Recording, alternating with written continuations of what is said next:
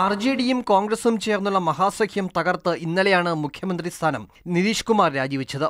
ഇന്നലെ വൈകിട്ടാണ് ദേശീയ രാഷ്ട്രീയത്തെ പിടിച്ചുകുലുക്കിയ രാഷ്ട്രീയ സംഭവവികാസങ്ങൾ ബീഹാർ സാക്ഷ്യം വഹിച്ചത്. അഴിമതിക്കേസിൽ കുടുങ്ങിയ മകൻ തേജസ്വി യാദവ് രാജിവെക്കില്ലെന്ന് ലാലു പ്രസാദ് യാദവിന്റെ പ്രഖ്യാപനത്തിന് പിന്നാലെയാണ് നിതീഷ് കുമാർ ഗവർണർ കേസരിനാഥ് ത്രിപാഠിയെ കണ്ട് രാജിക്കത്ത് കൈമാറിയത്. നിമിഷങ്ങൾക്കുള്ളിൽ തന്നെ BJP നിതീഷ് കുമാറിന് നിരുപാധിക പിന്തുണ പ്രഖ്യാപിച്ചു.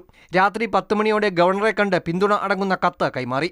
തുടർന്ന് BJP MLA-മാർ സുശീൽ കുമാർ മോഡിയുടെ നേതൃത്വത്തിൽ നിതീഷ് കുമാറിന്റെ വസതിയിൽ സംയുക്ത നിയമസഭാ കക്ഷി യോഗം ചേർന്നു.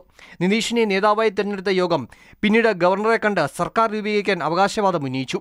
6 മണിക്കൂറിന്റെ ഇടവേളയിൽ മതേതര സഖ്യം വിട്ട് നിതീഷ് കുമാർ NDAയുടെ ഭാഗമായി. RJDയുമായി യോജിച്ചു പോകാൻ കഴിയില്ലെന്ന് നിതീഷ് കുമാർ രാജി സമർപ്പിച്ച ശേഷം വ്യക്തമാക്കി. हम कुछ भी काम करें लेकिन परिचर्चा में एक ही बात है और आज तक हमने इन बिंदुओं पर जो अपना रुख रखा है उससे अलग हम रुख नहीं रख सकते. നിതീഷിന്റെ തീരുമാനത്തെ പ്രധാനമന്ത്രി ട്വിറ്ററിലൂടെ സ്വാഗതം ചെയ്തു. ഇതിന് നിതീഷ് മോദിക്ക് ട്വിറ്ററിലൂടെ നന്ദി അറിയിക്കുകയും ചെയ്തു. നിതീഷിന്റെ നടപടിയെ വിമർശിച്ച് ലാലു പ്രസാദ് യാദവും കോൺഗ്രസും രംഗത്തെത്തി. ഏറ്റവും വലിയ ഒറ്റകക്ഷി എന്ന നിലയിൽ സർക്കാർ രൂപീകരണത്തിൽ തങ്ങളെയും ഉൾപ്പെടുത്തണമെന്നും സത്യപ്രതിജ്ഞ അനുവദിക്കരുതെന്നും ആവശ്യപ്പെട്ട് RJD നേതാക്കൾ ഗവർണറെ കണ്ടു. राज्यपाल जी के पास अभी भी ऐतिहासिक मौका है.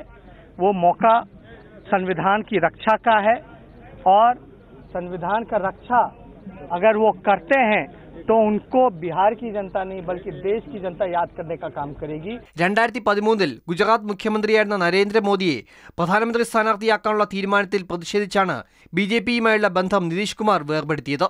തുടർന്നാണ് മഹാസഖ്യ രൂപീകരണവും ബീഹാർ നിയമസഭാ തെരഞ്ഞെടുപ്പിലെ വൻ വിജയവും നിതീഷ് കുമാറിനെ തേടിയെത്തിയത്. BJPക്ക് 53 അംഗങ്ങളും NDAയിലെ മറ്റ് ഘടകകക്ഷികൾക്ക് 5 സീറ്റും JDUവിന് 71 സീറ്റുകളുമാണ് ഉള്ളത്.